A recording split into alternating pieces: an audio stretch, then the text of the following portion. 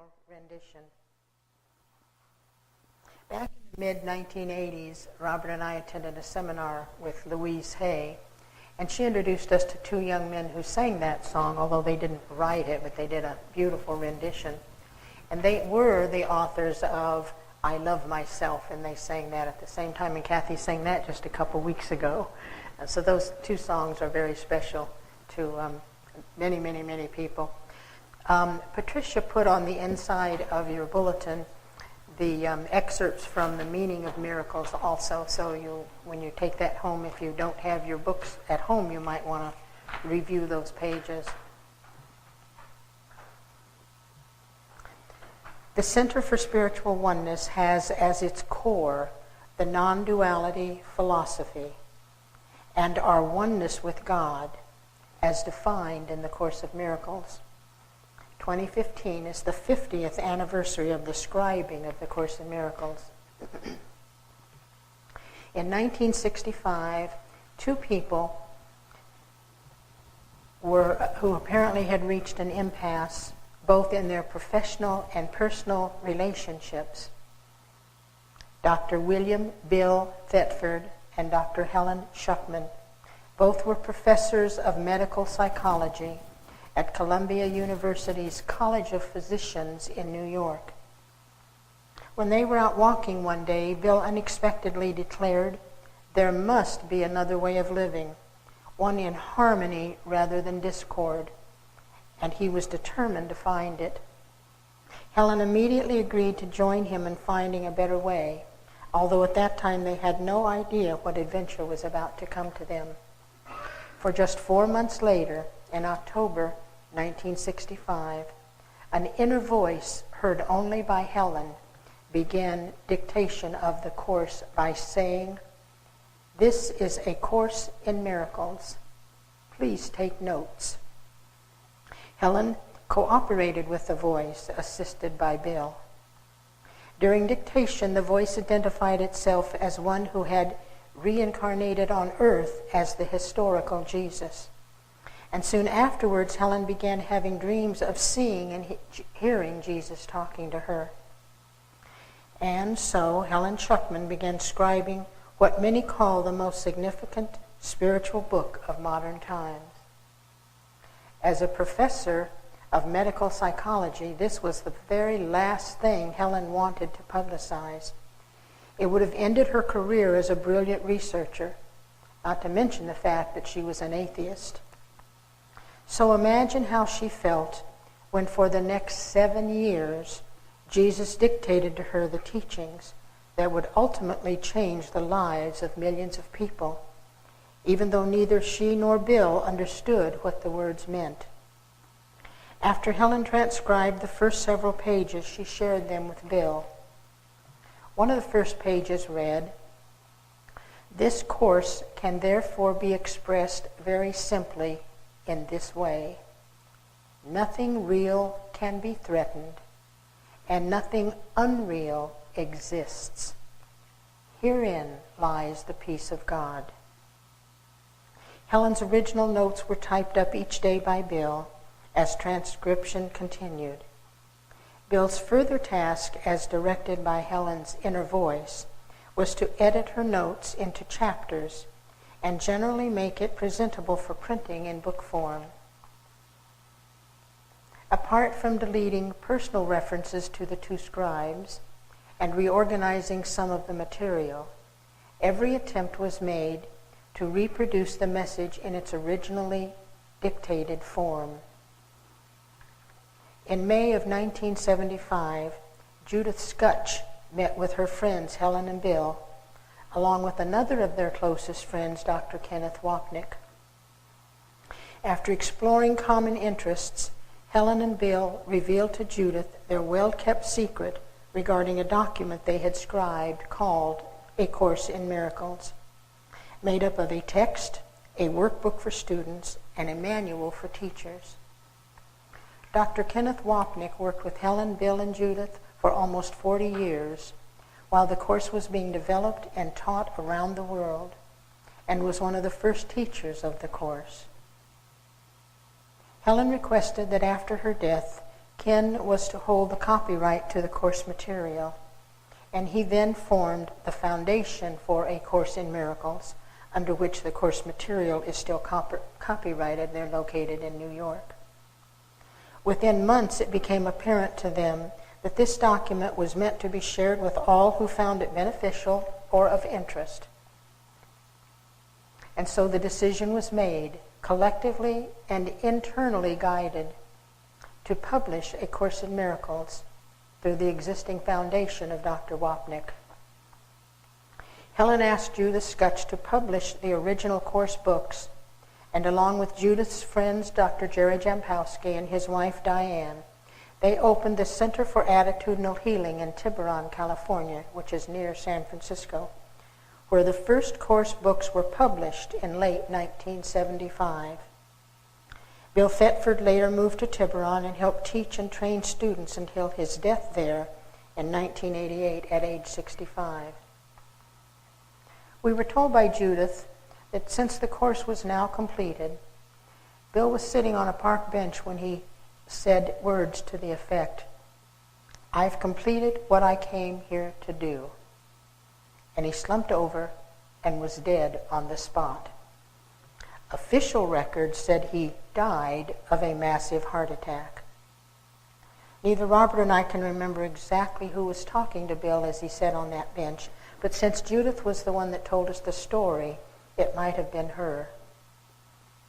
Helen died in 1981 at age 72, and after her death, it was agreed that only then could her name be associated with the writing of the course. Kenneth Wapnick let go of his dream of a body in 2013. He had been reminding his staff for weeks that he was not dying. As he lived, so he taught, demonstrating a central theme of A Course of Miracles: there is no death. In December of 1984, Judith Skutch married William Whitson. They visited our Orion Center on the island of Kauai in the autumn of that same year, shortly before their marriage. On their first visit, Judith presented the Orion Center with several course materials, including a video on how the course came to be, and several other books and tapes that they had published. Dr. Jampowski and his wife also visited Kauai and held several course workshops at our center over the next few years. Judith and Bill Whitson and Jerry and Diane Jampowski were the most kind, loving, gentle people you could imagine, and they shared their knowledge so willingly.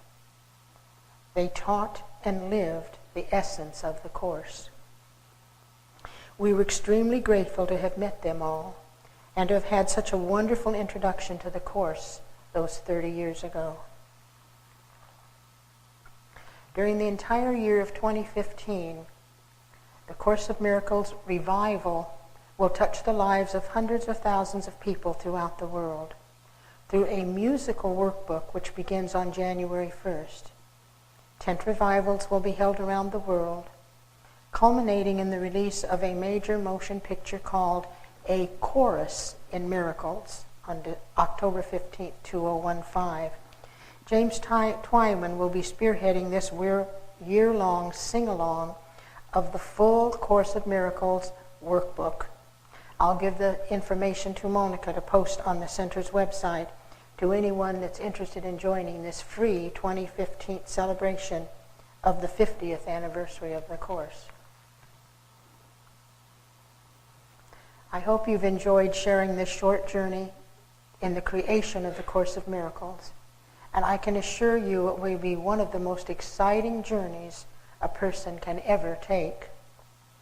I know that many of you are attending our Reverend John's weekly Course of Miracles study group and have recognized that you are already only love and are one with the universe. And therein lies the beauty of incarnation on this small, beautiful planet we call Earth. Thank you. And we'll have our final prayer. Gently close your eyes. Bring back the energy and the light of the Christ candle into your beingness, and the word peace. Peace, peace, peace. As we approach this new year of 2015, it is now the time to let go of things in our lives that no longer serve us or make us happy. This is the time to begin to set up how we wish our lives to unfold during the next 12 months. Every new experience, just as with plants and flowers all around us, begins with a tiny seed. Nurture it well and watch it grow and bloom into its fullest and most beautiful potential. An arrow can only be shot by pulling it backwards.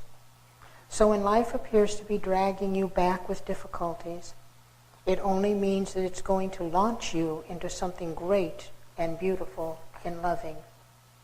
All you need do is have the willingness to believe.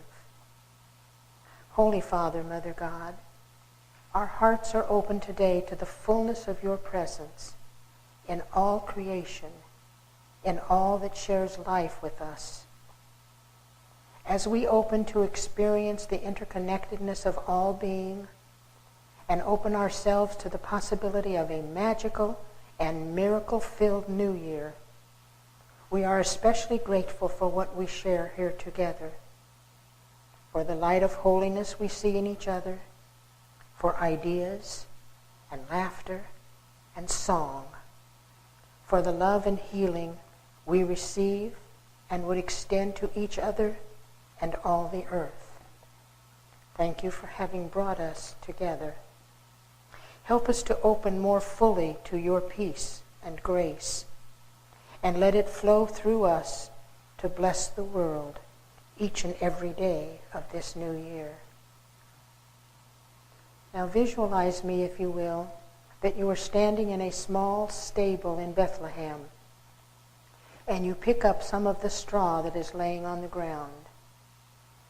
As you hold it in your hands, visualize the small, now empty manger where once the Christ child lay.